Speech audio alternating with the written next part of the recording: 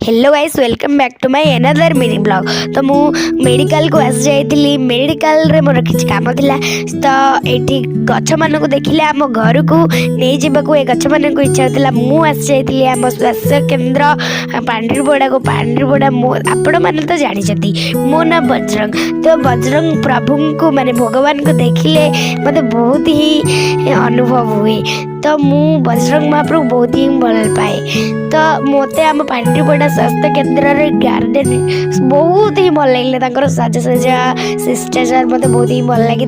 तो ये मो माने हाथर बैंड बजाइला कारण मु ब्लड टेस्ट करी कारण मो छाती 2 दिन है काटुची।